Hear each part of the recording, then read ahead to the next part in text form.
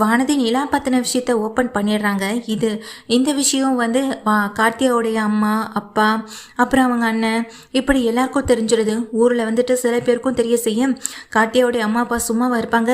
கார்த்தியாவுடைய அம்மாவும் அவங்க மாமாவும் சேர்ந்துக்கிட்டு நேராக இங்கே பல்லவனுடைய வீட்டுக்கு நிற்கிறாங்க. எல்லாருமே வீட்டிலேருந்து வெளியே வராங்க. என்னாச்சு, இப்போ எதுக்காக ஊரை கூட்டிகிட்டு வந்திருக்கான்? ஏய், இப்போ எதுக்கு பிரச்சனை பண்ணுறதுக்காக எல்லாரையும் கூட்டிகிட்டு நிற்கிறேன்? உனக்கு வேறு வேலையே இல்லையா? முதல்ல வீடுன்னு சொல்லிட்டு இந்த வீட்டுக்கிட்ட பிரச்சனை பண்ணிட்டே இருந்தேன். இப்போ என்ன, அந்த வீடு தான் எங்களுக்குன்னு நாங்கள் நிரூபிச்சிட்டோம்ல. உயில் தான் எங்கள் அப்பா என் பேரில் எழுதியிருக்க உயில் பத்திரத்தை படித்து பார்த்தல. இனி பிரச்சனைன்னு நின்னா நான் தான் போலீஸ் ஸ்டேஷனுக்கு போய் கூட்டிகிட்டு உங்கள் 2 பேரையும் உள்ளே கொண்டு வைப்பேன் அப்படின்னு அங்கே நின்றுட்டு நடேசன் சொல்ல, உன் வீட்டில் நடக்கிற விஷயந்தான் ஊரே நாறுதே, இதை நான் வேற தனியாக சொல்லணுமா அப்படின்னு கஸ்தூரி சொல்ல, என்ன பேசுகிற நீ, எதுவாக இருந்தாலும் நேராக சொல்லு அப்படின்னு சொல்ல, உன் வீட்டுக்கு வாழ வந்த மருமக, அதான் அவள் பேர் என்ன, நிலாவா, அவள் தான் இந்த வீட்டுக்கு மருமகளே இல்லைன்னு தெரிஞ்சு போச்சு. இப்படி பெற்றவங்களுக்காகவும் மற்றவங்களுக்காகவும் பொய் கல்யாணத்தை பண்ணிட்டு இந்த வீட்டில் இருந்துக்கிட்டு இருக்கான். அவளையெல்லாம் என்ன சொல்கிறது? இந்த மாதிரி ஊர் உலகத்தில் எங்கேயாச்சும் நடக்குமா? ஆனால் இந்த வீட்டில் நடக்குதே. எங்கள் பேரை கெடுக்கணும் அசிங்கப்படுத்தணுன்னே இந்த மாதிரியான வேலையை இவனும் சேர்த்து செஞ்சிட்ருக்கான். ஏன் அவனுக்கெல்லாம் வெக்கமா இல்லை? ஒரு பொண்ணை பொய் கல்யாணம் பண்ணி இந்த வீட்டில் வாழ வச்சிருக்க. ஏன் ஊருக்காரங்க எல்லாரும் உன் குடும்பத்தை தப்பாக பேசினாங்கன்றதுக்காகவா? ஒரு நாள் கூட இந்த வீட்டில் ஒரு பொண்ணும் வாழாது, எந்த பொண்ணும் இந்த வீட்டில் தங்காதுன்னு சொன்னாங்க. அதெல்லாம் மறைக்கணுன்றதுக்காக தானே இப்படிப்பட்ட ஒரு நாடகக்காரியை வீட்டில் கூட்டிகிட்டு உட்கார வச்சிருக்கீங்க. அவளும் நடிக்க வந்திருக்கான் அப்படின்னு எங்கள் கஸ்தூரி வேகமாக சத்தம் போட, என்னையா பார்த்துட்டு இருக்கீங்க?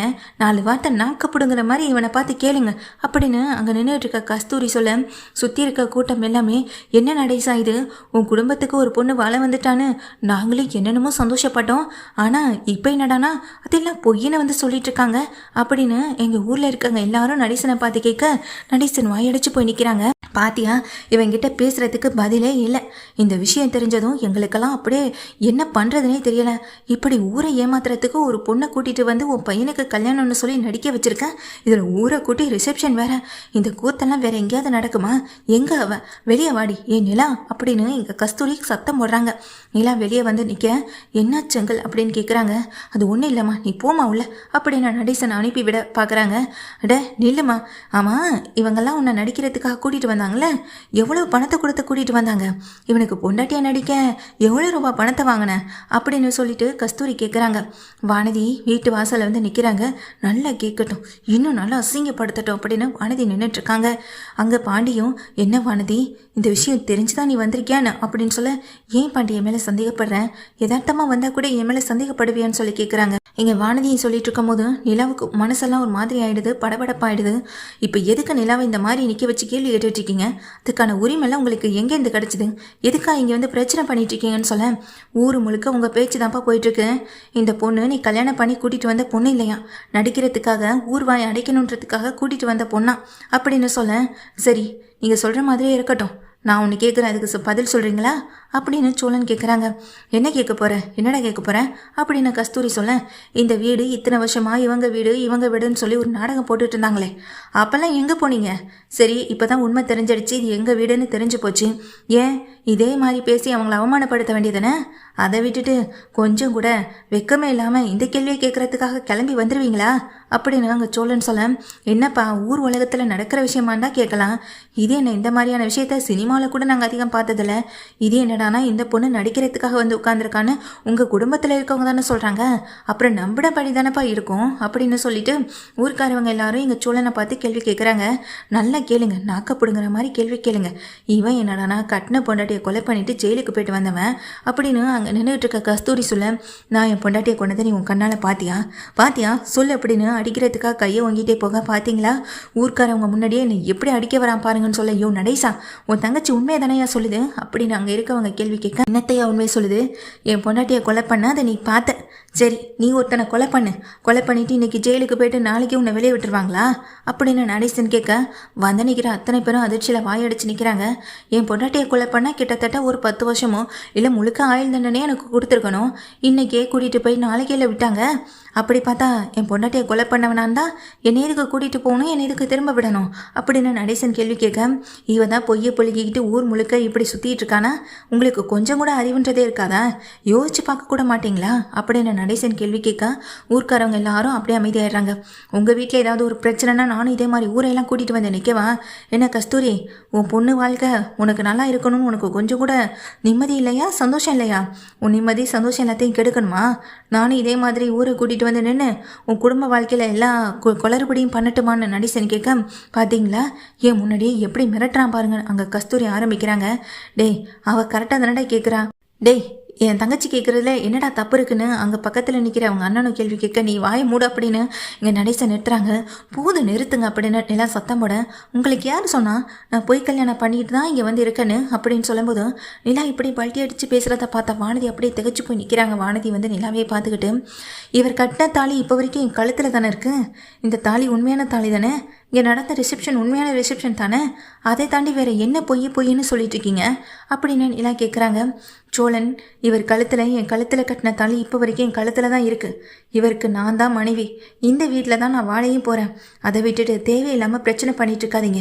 வீடு போன ஒரு சங்கடத்துலையும் கஷ்டத்துலையும் எப்படி இந்த குடும்பத்தை பழி வாங்குறதுன்னு தெரியாமல் இந்த அம்மா தான் ஊரே கூட்டிகிட்டு வந்து இங்கே என்னென்னு சத்தம் போட்டுட்ருக்காங்கன்னா உங்களுக்குமா புரியலை அப்படின்னு நிலா கேட்குறாங்க. நிலா கேட்டதுமே அதுக்கு ஊர்க்காரவங்க எல்லாரும் கஸ்தூரியை பார்த்து முறைக்கிறாங்க.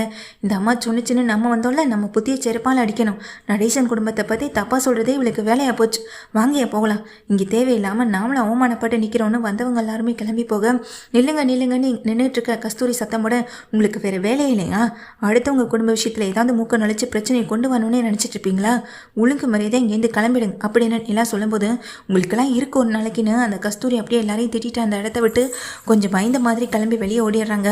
இந்த விஷயம் எப்படி வெளியே தெரிஞ்சுது அப்படின்னு சொல்லி யோசிச்சுட்டு இருக்கும்போதே அப்போ பாண்டி வானதியை பார்க்குறாங்க.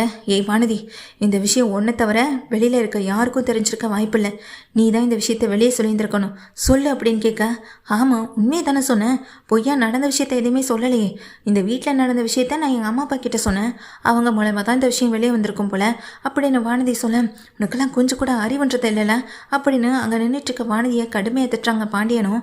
அதுக்கு வானதியும், உனக்கு தான் நான் தான் முக்கியம் இல்லையே அப்படின்னு சொல்ல, ஆமாண்டி எனக்கு நீ முக்கியம் இல்லை தான், இனிமேல் இந்த வீட்டு பக்கம் வந்துடாத அப்படின்னு பாண்டி சொல்ல, இதை கேட்ட வானதி அதிர்ந்து போகிறாங்க.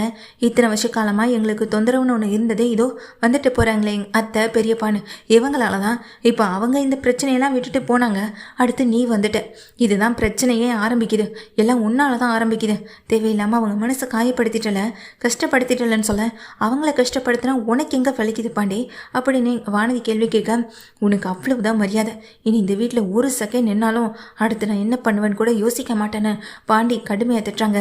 அதுக்கு நிலாவும் வானதிகிட்ட, ஏன் வானதி உனக்கு என்கிட்ட கோவம்னா அதை நேரடியாக காட்ட வேண்டியதானே, அதை விட்டுட்டு ஊரில் இருக்கவங்க எல்லார்கிட்டையும் போய் சொல்லி இப்படி அசிங்கப்படுத்தணும்னு நினைக்கிறேன், நானும் ஒரு பொண்ணு தானே அப்படின்னு சொல்ல, உங்களை மாதிரி யாராலும் யோசிக்க முடியாது நிலா, இப்படி பொய் கல்யாணம் பண்ணிட்டு வந்து வாழ்ந்துக்கிட்டு இப்படி ஊர்க்காரவங்க முடியும் முன்னாடியே பொய் சொல்கிறீங்கன்னு சொல்ல, நானும் பொய் சொல்லலையே, சோழன் கட்டின தாலி என் கழுத்தில் இருக்கிற வரைக்கும் நான் இந்த வீட்டுக்கு மருமக தான், சோழனுக்கு மனைவி தான், இந்த வீட்டுக்கு இவங்க எல்லாருக்கும் அண்ணி தான் அப்படின்னு சொல்கிறாங்க.